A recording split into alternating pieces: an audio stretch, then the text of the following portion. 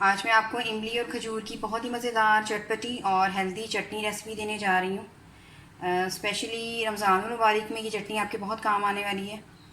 आए देखते हैं इसे हमने कैसे तैयार किया है। अस्सलाम वालेकुम, वेलकम टू आशा रेसिपीज़। आज मैं आपको रमज़ान स्पेशल में बहुत ही मज़ेदार इमली और डेट्स यानी कि खजूर की खट्टी मीठी चटनी की रेसिपी देने जा रही हूँ। आपको बहुत पसंद आएगी, बहुत इजी में इसे बताने लगी हूँ। तकरीबन एक प्याली मैंने इमली की भिगोई थी, सारी रात भिगोई थी और उसका गूदा जो है यानी कि उसके जो बीज वगैरह वो निकाल दी और अब मैंने उसका गूदा रख लिया है। इसी तरह से 15 से 20 खजूरें तकरीबन बराबर की मेजरमेंट है इन दोनों चीज़ों की। इनका भी अंदर से मैंने जो गिटिक वगैरह होती है खजूर में वो निकाल दी है, गुठली जो होती है, और पानी में डिप करके रख लिया। आप देख सकते हैं कि खजूर जो है वो फूल फूल गई हैं काफ़ी हद तक। तो इसकी मेजरमेंट मैंने इक्वल ली है, बराबर की ली है।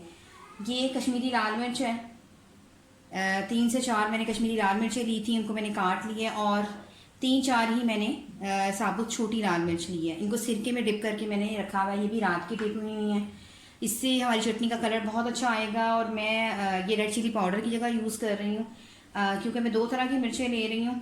कश्मीरी लाल मिर्च तो कलर के लिए ज़्यादातर यूज़ होती है, लेकिन जो छोटी मिर्च है वो उसमें काफ़ी तीखापन होता है, तो मैं चिली पाउडर में यूज़ नहीं करूँगी। फ्यूनिल सीड्स यानी कि सौंफ ली है मैंने 1 टीस्पून। तकरीबन 100 ग्राम चीनी है। चीनी अगर मुझे कम लगी तो मैं और ज़्यादा ऐड कर लूँगी। तकरीबन 1/4 टीस्पून मैंने इसमें नमक लिया है, रेगुलर नमक जो होता है। काली मिर्च ली है मैंने 1/4 टीस्पून। हाफ़ टी स्पून मैंने काला नमक लिया है। और सूंड का पाउडर यानी कि जिंजर पाउडर, अदरक पाउडर, कुछ भी कह सकते हैं आप इसे, ये मैंने 1 टीस्पून लिया है। इसके अलावा ज़ीरा पाउडर तकरीबन ये तकरीबन 1 टेबल स्पून है, ये जाएगा इसमें। और सबसे पहले हम चीज़ों को ग्राइंड कर लेंगे और फिर पकाएंगे। आप चाहें तो, जैसे मैं शुगर यूज़ कर रही हूँ, तो आप इसकी जगह पे जैगरी यानी कि गुड़ वगैरह भी यूज़ कर सकते हैं। मेरे चैनल पे इससे पहले भी इमली की खट्टी मीठी चटनी की बहुत मज़ेदार रेसिपी है, आप चाहें तो मेरे चैनल पर जाके देख सकते हैं। और अगर आप कहेंगे तो मैं डिस्क्रिप्शन में उसका लिंक भी दे दूँगी। तो सबसे पहले हम ग्राइंड कर लेंगे। शुरू करते हैं बिस्मिल्लाहिर्रहमानिर्रहीम से। मैंने ग्राइंडर ले लिया और पानी समेत जो खजूर हमने भिगोई हुई हैं, डेट्स, वो डाल दें। और कश्मीरी लाल मिर्चें जो मैंने सिरके में डिप करके रखी हैं, ये डाल दें।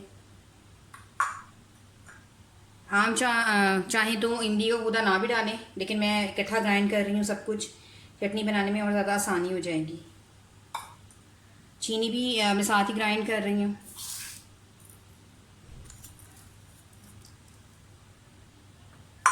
और जो हमारी सौंफ है, फ्यूनल सीड्स, क्योंकि मैं इसी भी नहीं ली तो मैं ये भी साथ ही डाल रही हूँ। इन सबको मैं ग्राइंड करके लाती हूँ और फिर आपको इसकी शक्ल दिखाती हूँ। करते हैं बिस्मिल्लाहिर्रहमानिर्रहीम से। सारी चीज़ों को अच्छी तरह से मैं ग्राइंड करके ले आई हूँ। आप देख सकते हैं कितना प्यारा कलर आया है। मैंने कोई फूड कलर यूज़ नहीं किया। जो कश्मीरी लाल मिर्च है उससे कलर बहुत अच्छा आ गया। मुसलसल चम्मच हिलाएं, चम्मच आपने बिल्कुल नहीं रोकनी, क्योंकि ये ऑलरेडी ये डन हो गई है, लेकिन जो थोड़ी सी बस इसने पकना होता है, ज़्यादा नहीं। फ्लेम हल्की रखें और जो हमारे मसाले रह गए हैं वो डाल दें। काला नमक डाल दें, ब्लैक पेपर, काली मिर्च 1/4 टीस्पून, और जो नमक थोड़ा सा रह गया था वो डाल दें। ज़ीरा पाउडर, भुना कुटा, क्यूमिन पाउडर, और ये सबसे ज़रूरी चीज़ है जिंजर पाउडर यानी कि सूंड भी कहते हैं इसको। मुसलसल हिलाते जाएं। और इस टाइम पे आप इसमें नमक और मीठा जितना रखना चाहते हैं चेक कर सकते हैं।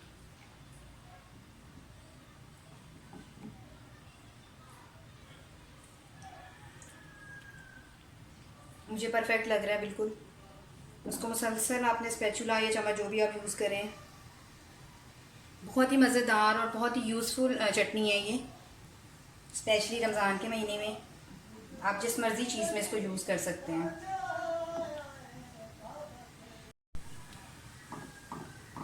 मैं आपको मेजरमेंट बता देती हूँ। मैंने इसमें तकरीबन उसके बाद जितने पानी में मैंने खजूर डिप की हुई थी, उसके बाद तकरीबन मैंने 250 ग्राम जो पानी है, कप है, वो और डाला है पानी का, और उसके अंदर ही मैंने ग्राइंड कर ली है और अब आपके सामने मैं तैयार कर रही हूँ।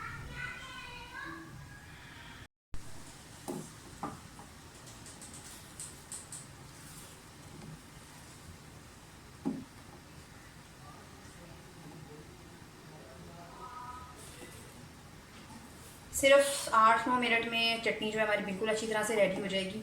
बस इसको थोड़ा सा और थिक कर लें। बॉयल आना शुरू हो गया है।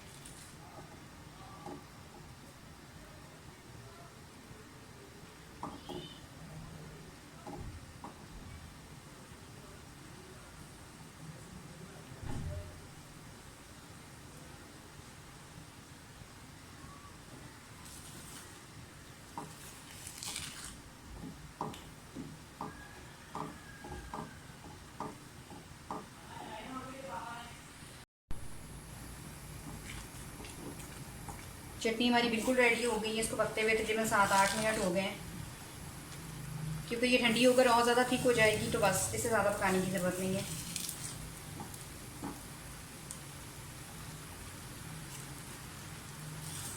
मैं इसे डिश आउट करके आपको दिखाती हूँ। उम्मीद करती हूँ मेरी आज की ये बहुत मज़ेदार रेसिपी आपको बहुत पसंद आएगी। अगर आपको मेरी रेसिपीज़ पसंद आ रही हैं तो प्लीज़ मेरे चैनल आशा रेसिपीज़ को सब्सक्राइब कीजिए, लाइक कीजिए, शेयर कीजिए और कमेंट्स भी दीजिए, ताकि मुझे पता चले आपको मेरी रेसिपीज़ कैसी लग रही हैं। और प्लीज़ बेल का बटन ज़रूर दबाइए, ताकि मेरी आने वाली रेसिपीज़ आपसे मिस ना हो। इसे डिश आउट करते हैं। अगली रेसिपी तक के लिए अल्लाह हाफ़िज़।